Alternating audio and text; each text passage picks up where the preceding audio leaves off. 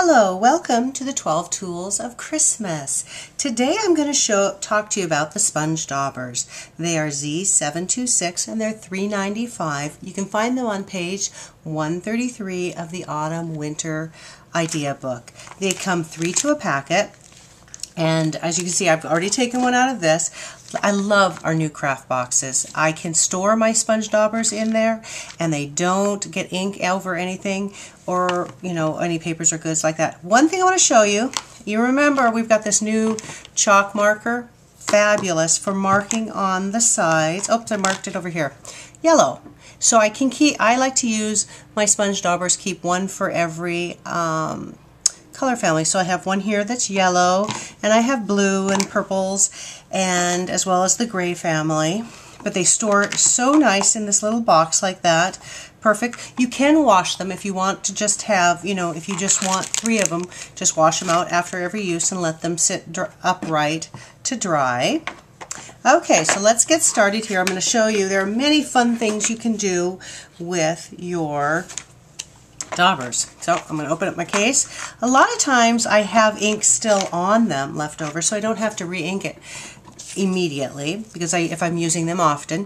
What you'll find is they're great for distressing. They give you a nice fine edge. Can you see that there? It's just a little bit of blue on it. You can also round out the corners and really get a nice clean distressed look there. Also, another thing I want to show you is, when you're cutting out with your Cricut cartridge, our papers are, they do have the white core. And with black, sometimes you don't want that white to show up. I just take the gray, I'm using slate, and I'm just going to gently go over the edges. So see how it's giving you just ever so slightly a nice, shadow effect there. But it also, you can get rid of that white core look. So see the difference between this edge and then this edge here. Perfect that way.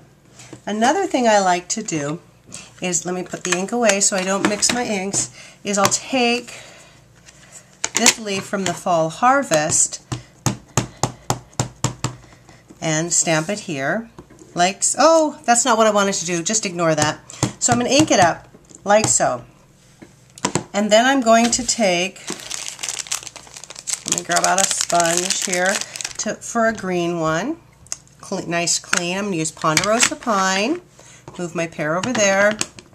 Ink it up. And then I'm just going to take this Ponderosa Pine and kind of sponge along the edges. Just like so. Then I will take it to the cardstock and stamp. So you get nice variegation that way. So here's pear, just like that, and then I added some Ponderosa Pine, so it gets that shadow effect there. Let's set this aside here, close up my ink pad. Another thing you can do, take out the crystal blue here, and on this piece I have clear embossed, sprinkled a little Prisma glitter in there because I always like a little glitter on everything. Let me open up my crystal blue. Take my blue sponge, ink it up, and then I'm just going to rub it along there to get this nice reverse emboss. So I get that snowflake to pop, and then I get this nice circular motion around. Then I would just take a Kleenex, let me grab one of those, and I would wipe off the rest of the ink that is there. So look at that. Clear emboss your snowflake, and then you can sponge. And you can do this with anything. If you wanted to do a flower in clear embossing and then sponge around it. So that's that one. And next, what I'm going to do, this is another one I love to do for leaves. I'm very much a leaf person. So what I did was I stamped it on this cardstock, cut out the center with our craft knife, and now I'm just going to line it up like so. And let me make sure I get my lines right. There you go. I'm going to use Gold Rush and Olive. Let me open them up here so they are ready. I'm going to take my yellow sponge dauber, make sure I'm lined up again, and then I'm just going to take and sponge it around the edges. Like so. Okay? Then I'm going to take my green, let's see, is that, and I always do my little circles to make sure I have, oh, nope, my green's over here. So I'll take my green one, because sometimes I don't look as close as I need to.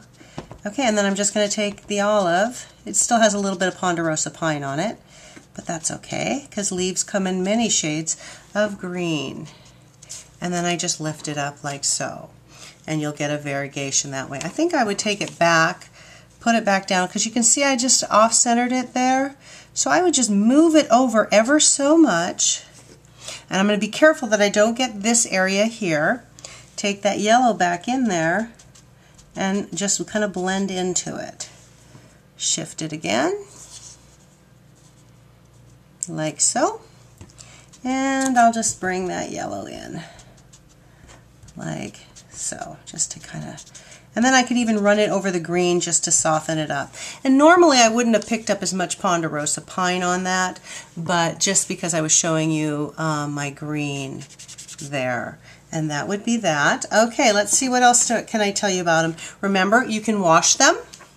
I like to have one for every color family that there is. Love to store them in the craft box. One other thing, let's see. I think that is a good variety to use your sponge daubers. Remember, you can take it to your, if you have already cut out your piece, and then just take it and sponge that area as well. Oh, one other thing, and I didn't happen to have any dimensional elements around, but you know how when you're you can use them to sponge up your dimensional elements and keep them nice and clean. So there's my leaf, and I'll take a little green to it and just kind of rub it in and shade it as you want to. So that is the sponge daubers, and I will see you back here again tomorrow. Have a great day. Bye-bye.